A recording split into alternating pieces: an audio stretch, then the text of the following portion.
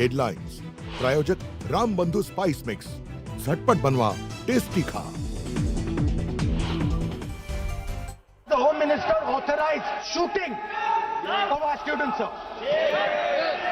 He put pellets into the blood of our students. गृहमंत्री घाबरलेत, म्हणूनच सभागृहात येत नाही। विद्यार्थ्यांवर पॅलेट गन चालवण्याचे आदेश कोणी दिले? पॅलेट गन चालवण्याचे आदेश गृह मंत्रालयाचे। विरोधी पक्षनेते राहुल गांधींचे आरोप। होम मिनिस्टर का कौन सा ऑर्डर है, वो ऑर्डर का कॉपी आप निकाल के बताइए। आप बिना सोच समझ के जो इस्तेमाल कर रहे हैं, और किसने फायरिंग का ऑर्डर दिया? What is going on? कैसे बोल सकते हैं आप? राहुल गांधी जी, आप माफी मांगिए, ये ठीक बात नहीं है। इतना गलत बात बोला अध्यक्ष। हेडलाईनसाठी अशी वक्तव्य करू नये, राहुल गांधींनी सभागृहाची माफी मागावी। संसदीय मंत्री किरण रिजिजू यांची मागणी।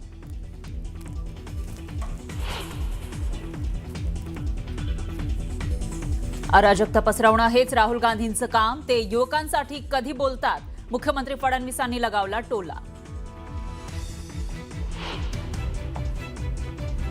येत्या 29 ऑगस्टला मराठा आरक्षणासाठी शेवटचं निर्णायक आंदोलन। मनोज जरांगेंकडून पुन्हा एकदा आंदोलनाची घोषणा।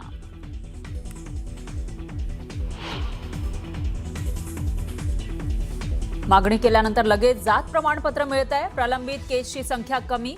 जरांगेंच्या आरोपांवर मुख्यमंत्री फडणवीसांचं स्पष्टीकरण। मुंबई महापालिकेतील काही पदाधिकाऱ्यांकडून स्कॉर्पिओऐवजी इनोव्हा क्रिस्टाची मागणी। काही महिन्यांपूर्वीच नव्या स्कॉर्पिओची खरेदी, मात्र त्याच पदाधिकाऱ्यांसाठी पुन्हा नव्या वाहनांचा प्रस्ताव आल्यानं राजकीय वर्तुळात चर्चांना उधाण।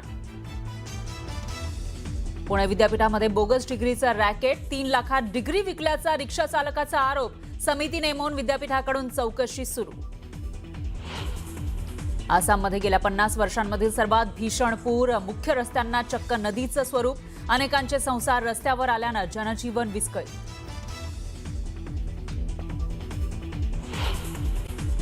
पूर्ण अधिकार आयुक्तांना आहेत। नाही, आपलं नगरसेवकांचं मानधन आणि हिचंही जे मानधन आहे, जोपर्यंत मी महापौर आहे तोपर्यंत तिचं मानधन असणार। सल्लागार म्हणून आपण तसं बघायला गेलं तर मुंबई महानगरपालिकेमध्ये सल्लागारांना पण आपण आउटसोर्सच्या माध्यमातून त्यांना त्या ठिकाणी आपण फीस देत असतो। तर नगरसेवक महापौर असेपर्यंत त्यांना जो हा निधी संकेतांक याची माहिती घेतल्यावरती मला कळालं हा वापरला गेला नाही, तर हा आपण वापरू शकतो काय अगदी ऑफिशियलरित्या।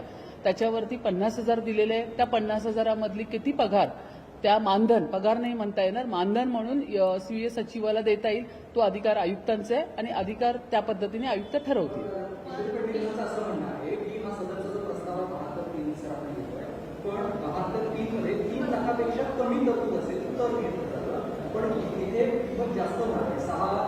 नाही, म्हणूनच मी तुम्हाला सांगितलं ह्याचा अधिकार आयुक्तांना आहे। जरी तो 50,000 दिला असेल तर 50,000 द्यावा, 40,000 द्यावा, 30,000 द्यावा की 25,000 द्यावा, तो आयुक्तांचा अधिकार आहे। एकदा तो ठराव पास झाल्यानंतर आयुक्त त्या बाबतीत ठरवतील।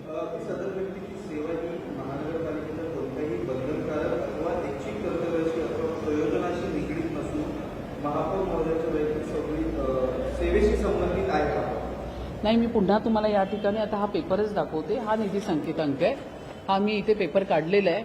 या निधी संकेताच्या अनुषंगाने हा जो आउटसोर्स असतो, त्या आउटसोर्सच्या माध्यमातून महापौरांना तो अधिकार असतो।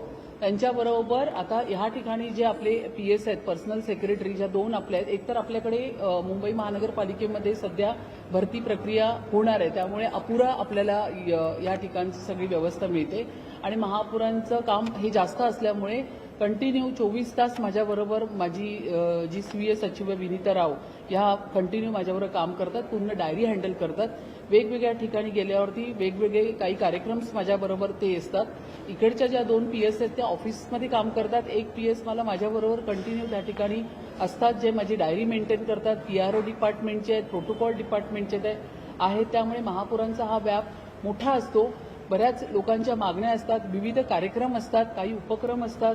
ह्या सगळ्या गोष्टी डायरीमध्ये नोंद कराव्या लागतात, संपूर्ण पाठपुरावा करावा लागतो, बोलावं लागतं. अशा पद्धतीचं कामकाज असताना या ठिकाणी मी जेव्हा माहिती घेतली MS डिपार्टमेंटच्या माध्यमातून, तर हा आउटसोर्स असल्यामुळे आपण या निधी संकेतांकमधून हा आउटसोर्सची मागणी आपण महापौर करू शकतात.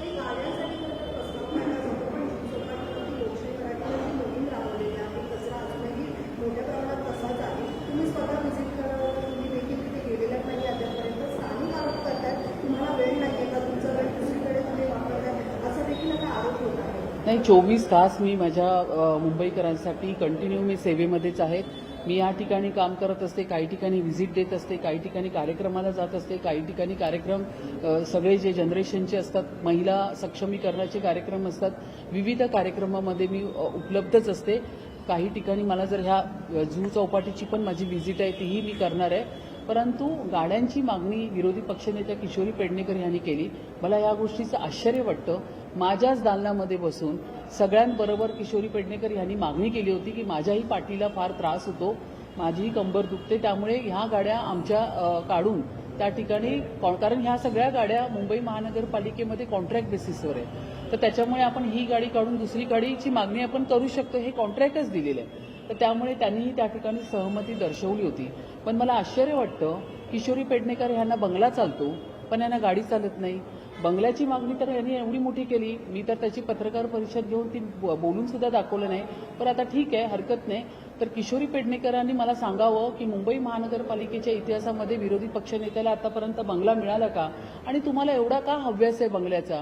असंही आपण लोकप्रतिनिधी आहोत, या ठिकाणी लोकांचं काम करण्यासाठी आलेलो आहेत. मी स्वतः माझ्या बंगल्यामध्ये 5.5 महिन्यानंतर गेली, मी गेली सुद्धा नाही एवढ्या लवकर. तर आणि असंही बंगल्यामध्ये जाऊन सुद्धा सकाळी जाऊन संध्याकाळी मी जाते, त्यामुळे दिवसभर मी या आपल्या मुंबईकरांच्या सेवेमध्ये असते. तर किशोरी पेडणेकरला माझाच आता हा प्रश्न आहे की तुम्हाला मुंबई महानगरपालिकेचा तुम्ही बंगला मागता, पण आज या सर्व जे म्हणजे किशोरी पेडणेकर यांनाही ती गाडी आहे आणि बाकीच्या सर्व कमिटी चेअरमॅनला पण ती गाडी आहे, आणि त्या गाडीच्या माध्यमातून अशी सगळ्यांची तक्रार होती की पाठीचा त्रास होतोय, त्याच्यातून ही गाडी देण्याच्या ऐवजी दुसरी गाडी द्यावी जी कॉन्ट्रॅक्ट पद्धतीमध्ये पालिकेमध्ये.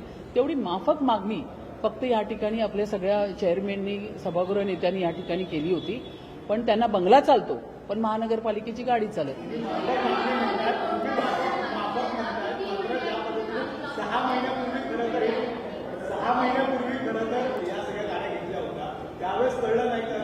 नाही, या गाड्या वापरल्यानंतरच आपल्याला कळतं. विषय एवढाच आहे की ठीक आहे, वापरल्यानंतर त्यांच्या लक्षात आलं, त्यांनी फक्त मागणी केली की आम्हाला ह्याऐवजी दुसरी मिळेल काय, कारण हे कॉन्ट्रॅक्ट असल्यामुळे त्यांच्याकडे वेगवेगळ्या प्रकारच्या गाड्या आहेत. तर ही गाडी तुम्हाला नको असेल तर आपण दुसरी गाडी देऊ शकतो असं त्याच्यामध्ये.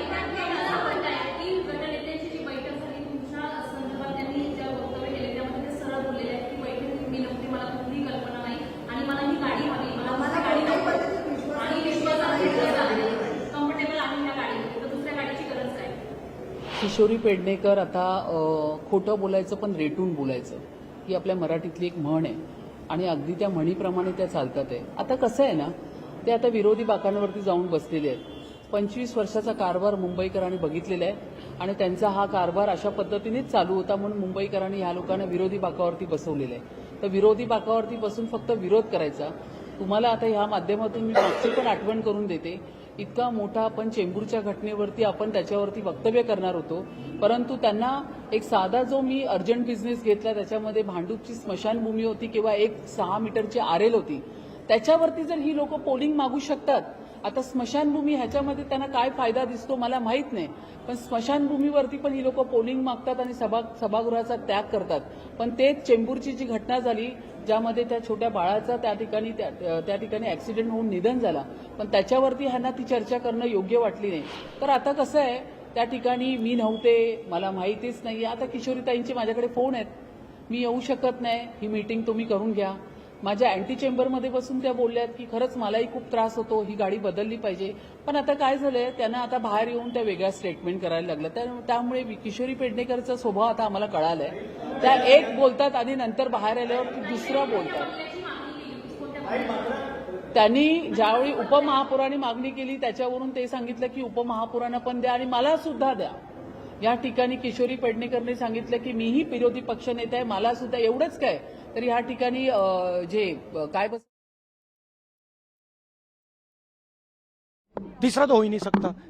या होम मिनिस्टर को मालूम ही नहीं था कि गोली चल रही है, उसका मतलब है कि he is incompetent. Otherwise he ordered it, in which case is culpable. मैं यही बोल रहा हूँ, तीसरी बात तो ही नहीं, लॉजिक है ना। सर बीजेपी ये भी कह रही है कि मांग कर रहे हैं।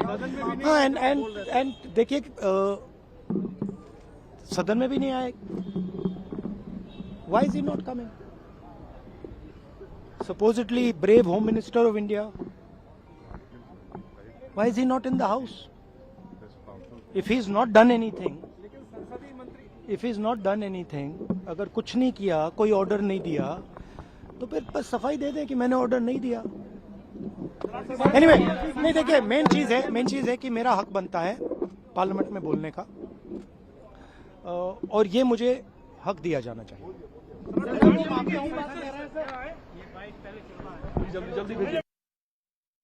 लोकसभेचे विरोधी पक्षनेते राहुल गांधी बोलत होते, लोकसभेमध्ये बोलू दिलं जात नाहीये आणि गृहमंत्री हे सभागृहात का येत नाहीयेत असा सवाल त्यांनी उपस्थित केलेला आहे। ते त्यांच्या भूमिकेवर ठाम आहेत की गृहमंत्र्यांनी